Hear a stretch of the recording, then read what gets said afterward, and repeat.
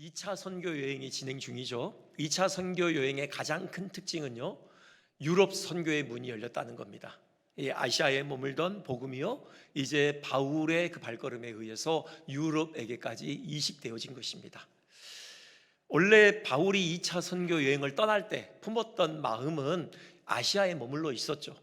1차 선교 여행 때 복음을 통해 세워졌던 그 교회들을 돌아보는 것이었고요, 또 다른 아시아 지역에 복음을 심어서 교회를 세우는 이 일에 전념하고자 선교 여행을 떠났죠. 하지만 하나님께서 그의 발걸음을 결국은 에게해를 건너서 유럽으로 옮기셨습니다. 유럽 선교의 문이 열린 것이죠. 오늘 우리가 봉독한 본문은 그 과정을 자세히 담아내고 있어요. 한번요, 그 과정에 무슨 일이 있었는지 우리 한번 본문을 자세히 들여다보겠습니다. 먼저 6절 보시면요, 성령이 아시아에서 말씀을 전하지 못하게 하셨다, 이렇게 돼 있거든요. 여기 아시아는 우리나라도 아시아의 한 나라 아닙니까? 동북아에 속해 있죠. 이런 그 넓은 아시아 대륙, 오늘날 우리가 부르는 그런 아시아를 의미하는 것은 아닙니다. 터키, 요즘에는 튀르키예, 그 어려운 이름을 쓰더라고요. 튀르키예 그 대륙, 바로 그곳을 의미해요. 그러니까는 굳이 구분하자면은 소아시아라고 그렇게 부르죠. 그래서 저기 지금 지도가 잘 보이시는지 모르겠는데요, 저기 동그라미 쳐 있는 그 아시아, 그쪽으로 들어가려고 했던 거예요. 그러니까 거기에 이제 주요 도시가 에베소가 있습니다. 한번 지도를 계속 좀 띄워주시겠습니까? 잠깐만요. 지금 이제 돌아오는 길에 여러분 에베소를 잠깐 들려요. 잠깐 들렸다가요, 나중에 3차 전도 여행 때 이제 드디어 에베소를 집중적으로 공략합니다. 3년 가까이 머물면서 복음을 전하고요, 소아시아 지방에 아주 큰 부흥을 가지고 오죠. 그렇게 이제 가려고 했어요, 저쪽을 향해서. 근데 성령께서 말씀을 전하지 못하게 하셔서 결국 방향을 위로 틀죠. 이 부르기아, 갈라디아 땅을 지나서요, 이제 무시아까지 갔던 겁니다. 무시아는 한 도시가 아니라 한 큰 넓은 지역을 의미하는 거죠. 무시아에서 이제 어디로 가려고 했냐면은 동쪽으로, 비두니아죠. 비두니아로 들어가려고 했어요, 아시아 동쪽으로. 근데 여전히 또 성령께서 그의 발걸음을 막으시는 겁니다. 그래서 이제 바울은 이게 성령의 막으심임을 이해할 수 있었어요. 나중에 이제 하는 고백들을 보면은 사탄이 방해하여 이런 얘기도 하거든요. 그리고 바울이 웬만해서는 누가 방해한다고 해서 물러설 사람이 아니잖아요. 그냥 뚫고 들어갈 사람이거든요. 근데 바울의 그 영적인 수준에 의해서 성령의 방해인 것을, 성령께서 막으시는 것을 그는 이해를 했던 거죠. 그래서 순종하고 발걸음을 돌려요. 그래서 어디로 가냐면은 무시아를 지나서 지금 드로아라고, 잘 보이시지 않을 텐데, 감사합니다. 저 밑줄 쳐져 있는 그 드로아로 이제 발걸음을 옮겼던 것입니다. 저기 보면은 이 소아시아 대륙의 서쪽 끝이잖아요. 아시아의 땅 끝이라고도 할 수 있어요. 그 뒤에는 뭐가 펼쳐져 있습니까? 에게해 바다가 펼쳐져 있었던 거죠. 망망대해가 펼쳐져 있었던 겁니다. 지금 성령께서, 그러니까는 바울을 이 드로아, 아시아 땅 끝으로 밀어 넣으신 것이죠. 이 장면을 보면서 생각나는 구약의 한 장면이 있었어요. 바로 홍해요. 애굽에서 나온 이스라엘의 발걸음을 하나님께서 돌리시죠. 가나안 땅으로 가던 발걸음을 돌리셔서 홍해로 가게 하시잖아요. 그래서 그 홍해의 바닷가에 진을 치게 하셔요. 그리고는 또 한 일군의 무리를 보내시죠. 바로 애굽의 바로의 군대를 보내셔요. 그래서 이스라엘이 진퇴양난에 빠지게 됐죠. 사방이 다 막혀버린 것입니다. 뒤에 홍해, 그 망망대해가 펼쳐져 있으니 한 걸음도 움직일 수 없게 된 것이에요. 바울 일행에게 바로의 군대와 같은 물리적인 압박은 없었어요. 그런 위기 상황은 아닙니다.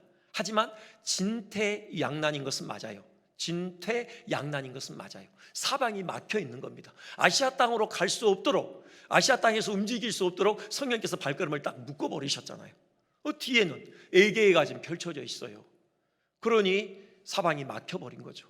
어디로 나아갈 수 없는 그런 답답한 상황에 처하게 된 것이에요.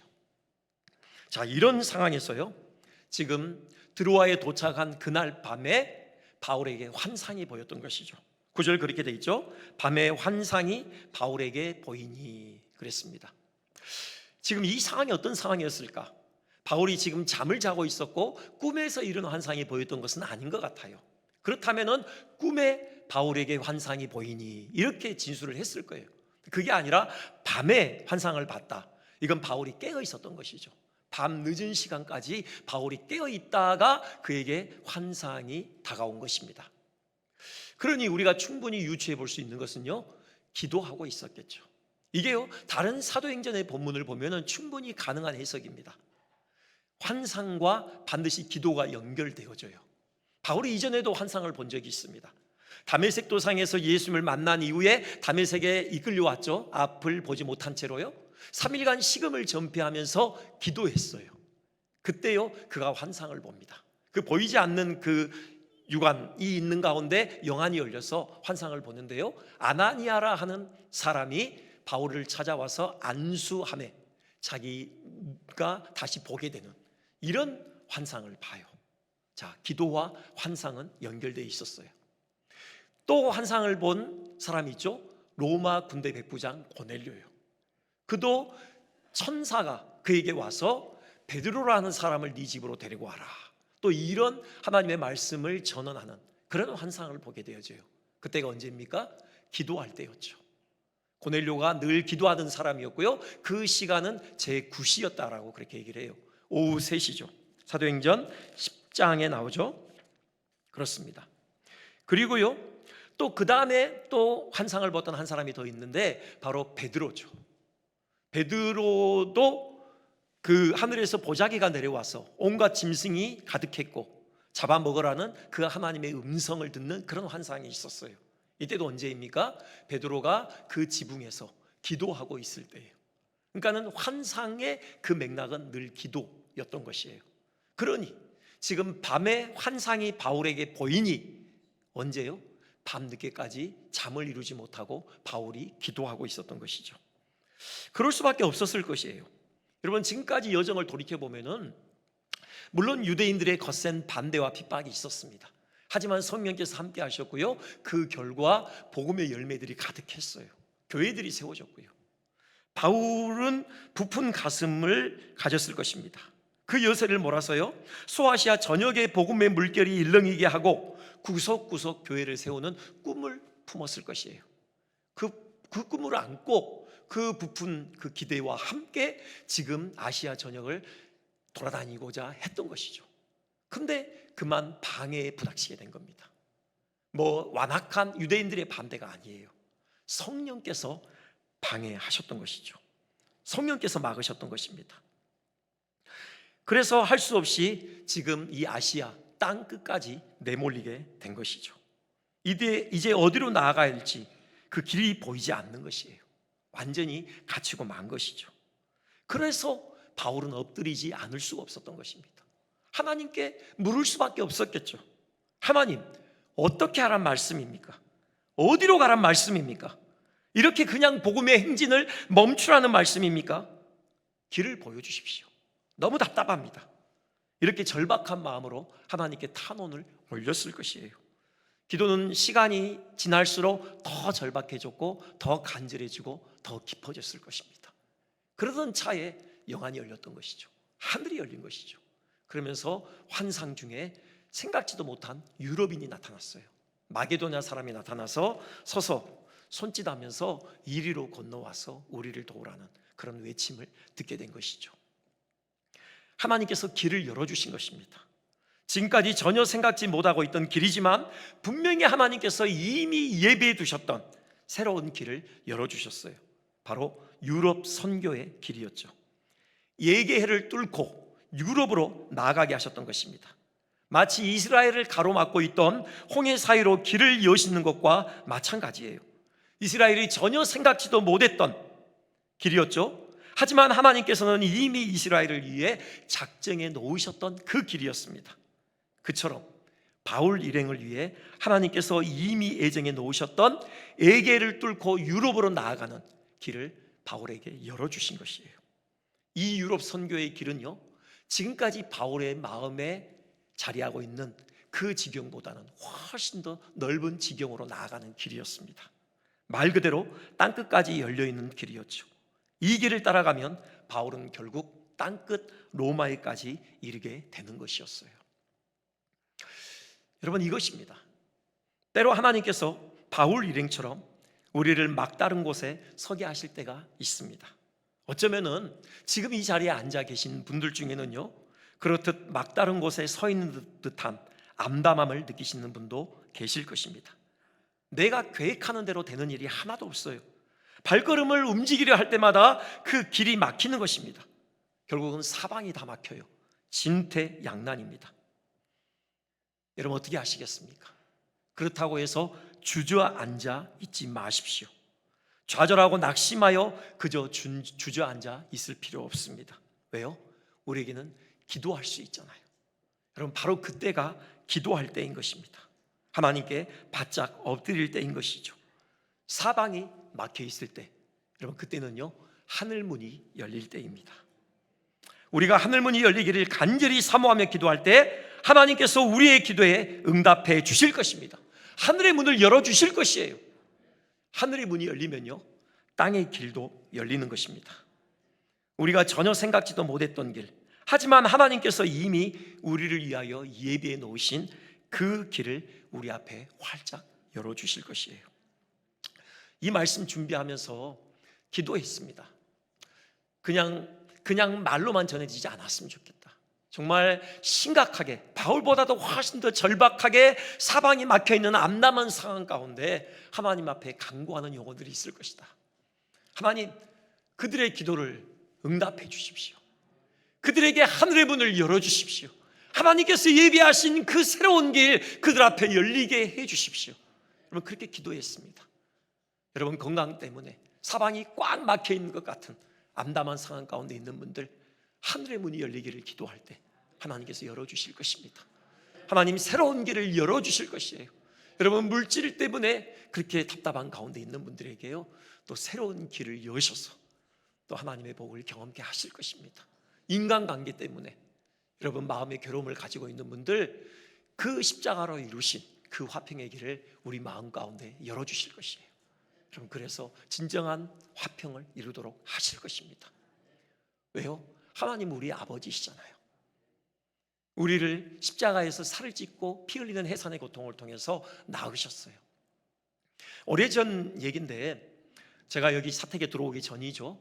저기 밖에서 살 때인데 새벽 예배 마치고요 이제 집에 들어가서 이제 잠깐 잠을 청하는데 침대에 누웠습니다. 잠이 들랑말랑 했던 것 같아요. 근데 작은 방에서 둘째 아이가 저를 부르는 겁니다. 아빠, 일어나기 귀찮아서 왜? 그랬더니 아빠 빨리 와봐. 왜? 빨리 와보라니까. 무슨 큰일이 나나 싶어서 달려갔습니다. 뭐냐면은 벌레, 작은 벌레가 있는 거예요. 그거 좀 해결해 달라는 겁니다. 그 휴지 뜯어가지고요 벌레 잡아가지고 쓰레기통에 집어넣고 돌아왔습니다. 근데 마음이 좋아요. 네, 그때 느낀 건 그겁니다. 야, 자식은 당당하구나. 자식은 정말 당당하구나. 그리고 아빠는 자식이 부르면 결국 달려가야 되는구나. 그리고 결국 그 문제 해결해 줘야 되는구나.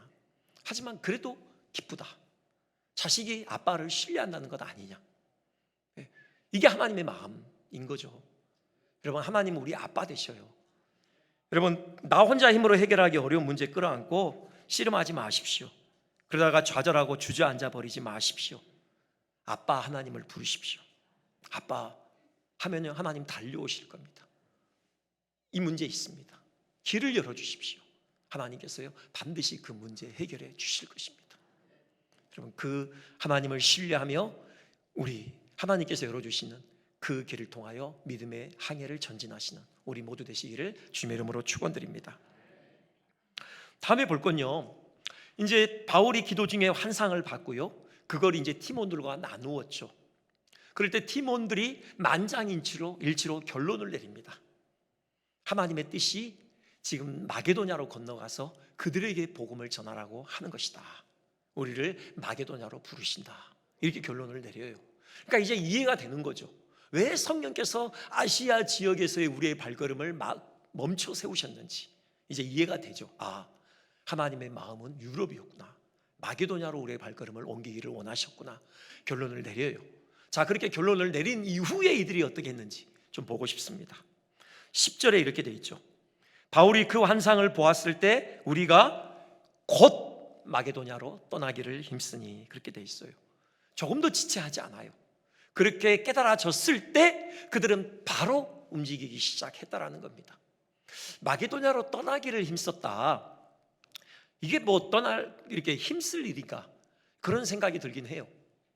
사실 여기 지금 그들이 서 있는 그 드로아라는 곳은 유럽으로 건너가는 관문이죠. 누구나 아시아에서 유럽으로 건너가려면 드로아 항구 도시를 이용할 법해요. 그러니 마게도냐로 향하는 배편의 몸만 실으면 되는 것 아닙니까? 근데 뭘 이걸 힘쓸 일이 있나? 근데요, 주석을 보니까 이렇게 돼 있더라고요. 지금 이 드로아에서 그 유럽 네아폴리까지 그 항해길이 185km 정도 돼요. 짧지 않은 길이죠. 긴 항해입니다. 당시에는 열악해서 이렇게 긴 항해를 위하여서 정기적으로 배편을 운항하고 있지 않았다라는 겁니다. 그러니 이들이 마게도냐로 건너가기 위해서는 배편을 열심히 알아봐야 했던 것이에요. 매일 항구에 나가서 마게도냐로 떠나는 배편이 있는지 확인을 했을 것이에요. 이런 식으로 마게도냐로 떠나기 위해서 이들은 힘을 써야 했던 것이에요. 여기 힘쓰다, 이 헬라어 단어가요, 죄송합니다, 제가 좀 물 좀 마시겠습니다. 이 헬라어 단어가 성경의 다른 용례에 어떻게 쓰이고 있는지를 봤더니요, 이게 찾다, 뭔가를 열심히 찾다 이런 데 쓰이는데, 여러분 그 예수님께서 태어나실 즈음에 동방 박사들이 예루살렘을 찾아왔죠. 유대인의 왕으로 나신 이가 어디 있느냐 이렇게 물어요. 이것 때문에 예루살렘에 한바탕 소동이 있습니다. 성경에 그 예언된 메시아가 태어났다는 것 아닙니까? 가장 마음이 조급했던 사람이 있었으니 헤롯이죠. 그가 그 아이를 찾아 나섭니다. 사람들을 보내요. 베들레헴과 그 주변을 샅샅이 뒤져요. 왜요?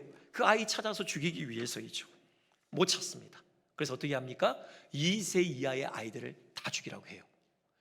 이 헤롯이 그 아이를 찾다, 그때 사용된 그 헬라어 단어가요, 저기 힘쓰다 하고 똑같은 단어예요. 그러니 이들이 지금 마게도냐로 건너갈 방편을 찾기 위해서 얼마나 애를 썼는지, 여러분 그것을 분명하게 드러내고 있는 표현인 것입니다. 중요한 건 뭡니까? 이들은 하나님의 말씀을 깨닫는 것으로 끝나지 않았어요. 아하, 하나님의 뜻이 이거였구나 박수치며 고개를 끄덕이는 것으로 끝나지 않았다고요. 그 즉시로 움직이기 시작합니다. 그 하나님의 뜻을 실천하기 위해서 그들이 할 수 있는 최선을 다했던 것이죠. 여러분 이것과 관련해서 또 중요한 단어가 있는데요, 그 뒤편 보면은 10절 뒤에 보면은 그렇게 되어 있죠. 이는 하나님이 저 사람들에게 복음을 전하라고 우리를 부르신 줄로 인정함이로라 이렇게 되어 있어요. 여기 인정하다, 또 이 헬라어 단어가요 쉰비바조라고 하는 건데 원래 뜻은 결합시키다예요. 연합시키다, 그런 의미가 있어요. 뭘 결합시키는 겁니까? 하나님의 뜻과 그들의 의지를 결합시키는 거죠. 단지 이성적인 깨달음으로 끝난 것이 아니라요, 그 하나님의 뜻에 자기들의 의지를 결부시켰던 것입니다. 그 뜻을 실천하기 위해서 최선의 의지를 발동시켰던 것이죠. 여러분 바로 이거예요. 이것이 하나님의 뜻에 대한 정당한 우리의 반응이어야 하는 것입니다. 물론 깨달음 중요하죠. 여러분 신앙의 성장은 깨달음으로부터 시작돼요. 그 디모데전서 3장 보면요, 그 교회 중직자 집사를 세우는 자격 조건으로 믿음의 비밀에 대해서 언급을 합니다. 이 믿음의 비밀은 복음에 대한 깊은 이해를 의미하죠. 복음을 깊이 알아야 돼요. 여러분 그 복음을 아는 그 지식의 기초 위에 우리의 신앙이 서야 해요. 무턱대고 믿는 게 아닙니다. 그건 맹신이에요. 하지만 깨달음은, 이 복음의 비밀을 깨달음은요 필요 조건이지 충분 조건은 아니에요. 깨달았으면요 거기에 우리의 의지를 결부시켜야 해요. 그 깨달음에 오롯이 순종하기 위해서 날마다 우리 자신을 쳐서 복종시키는 헌신이 따라와야 하는 것입니다. 하나님의 역사는요 단지 아는 자들에 의해서 이루어지지 않아요. 그 깨달음을 삶에서 실천하기 위해서 믿음의 항해를 지속하는 그 현장에서 하나님의 역사는 이루어지는 것입니다. 콜럼버스 아시죠? 아메리카 신대륙을 발견했잖아요. 인류 역사에 있어서 아메리카 신대륙의 발견은 참 굵직한 한 획을 긋는 사건인 것은 분명합니다. 물론 콜럼버스가 그 대륙을 발견한 이후의 한 행보는 비판받아 마땅한 구석들이 많아요. 특별히 아메리카 그 원주민들의 입장에서는 콜럼버스는 자기들의 삶을 처참하게 파괴한 침략자요 살육자이겠죠.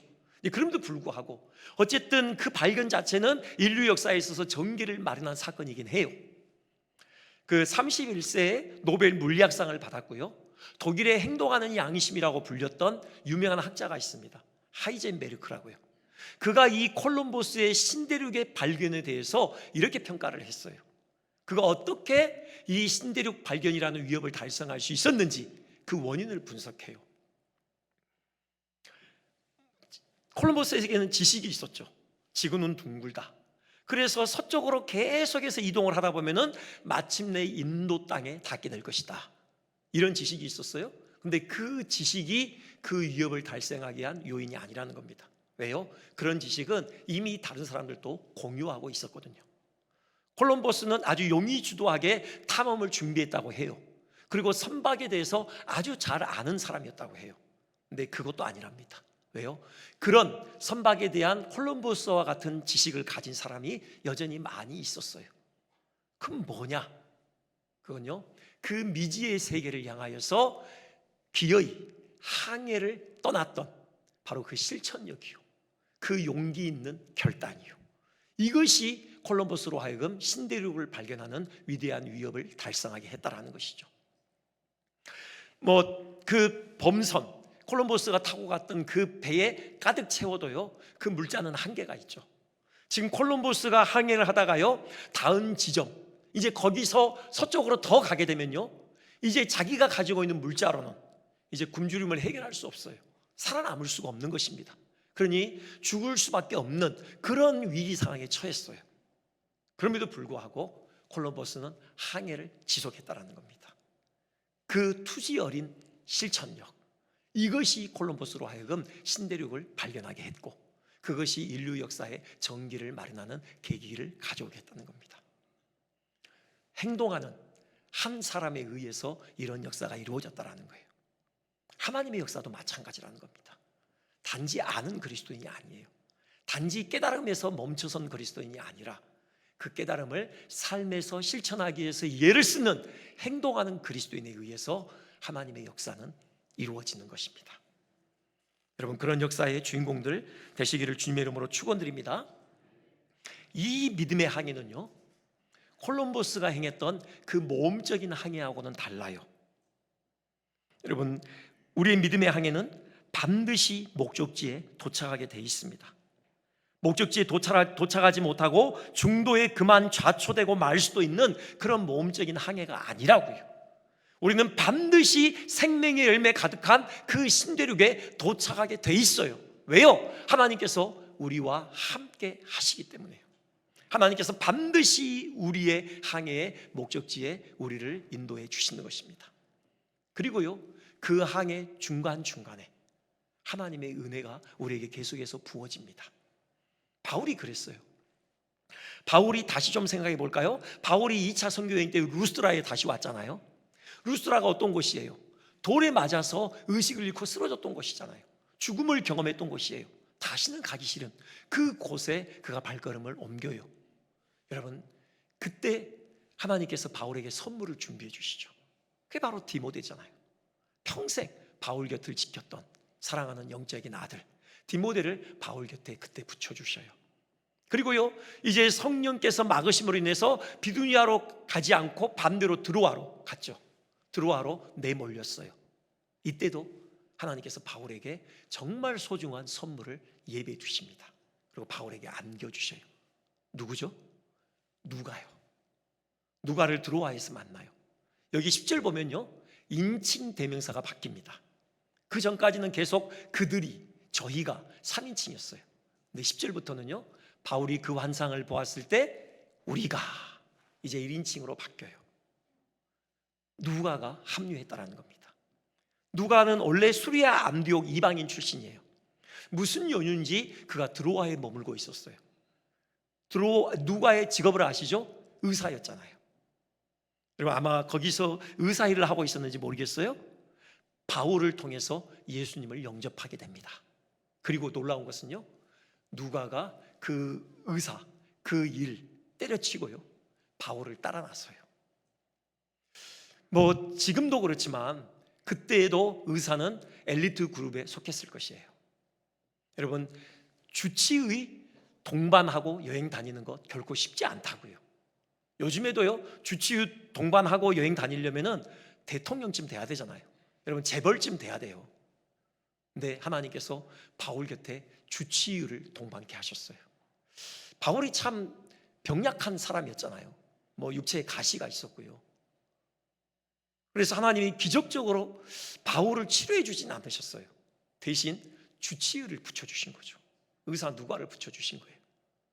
그가 끝까지 포기하지 않고 어떤 이 하나님의 뜻을 실천하기 위한 믿음의 항해를 지속할 때 그 충성된 종 바울을 위해서 하나님께서 마련하신 선물이죠.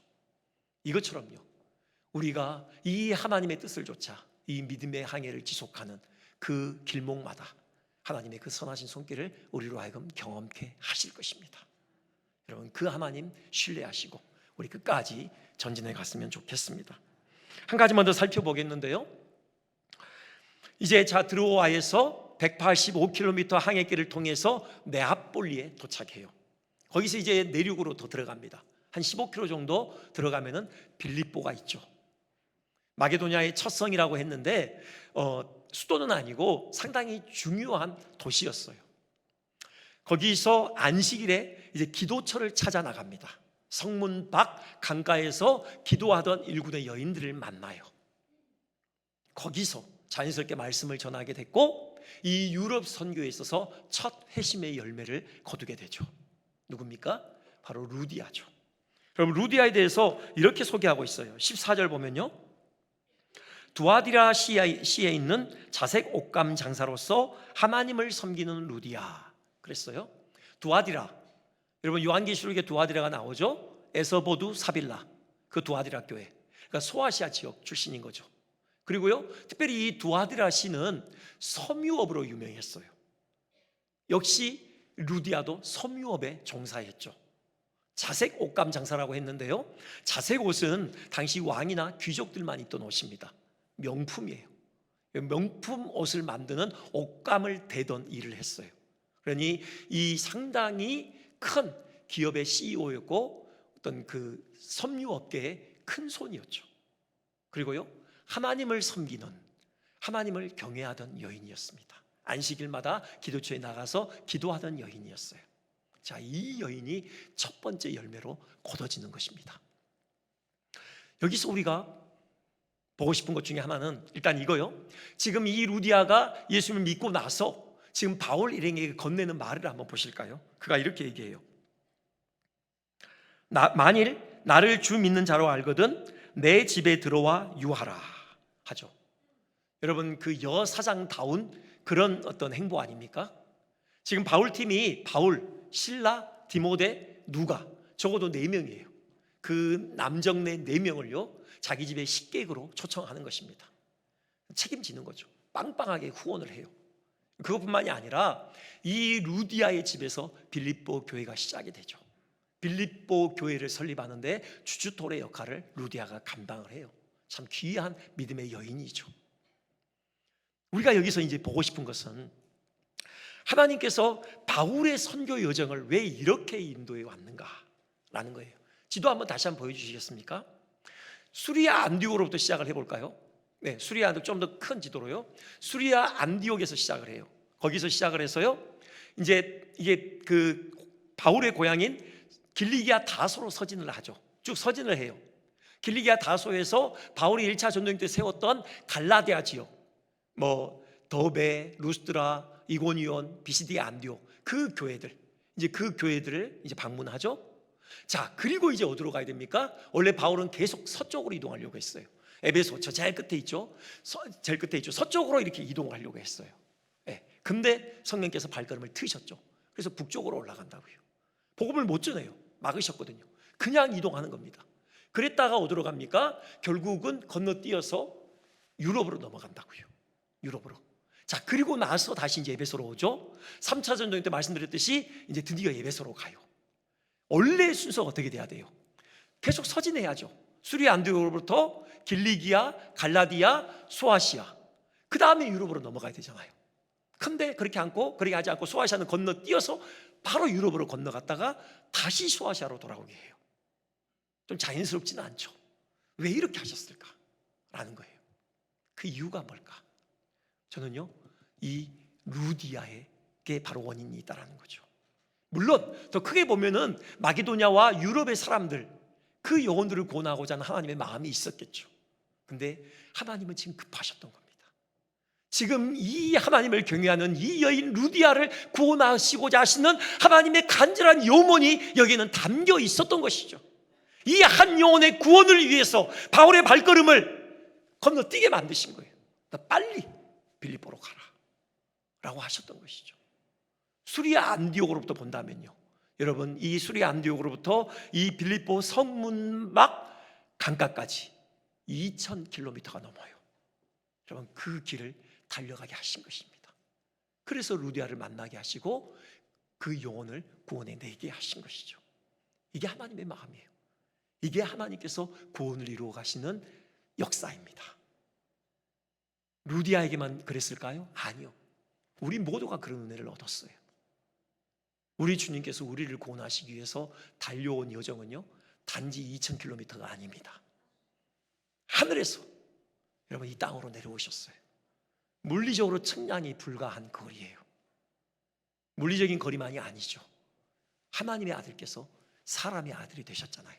여러분, 이 여행은 질적으로 그 거리를 측량할 수 없는 여러분 그런 여행이었습니다. 그리고는 마침내 십자가 지시잖아요.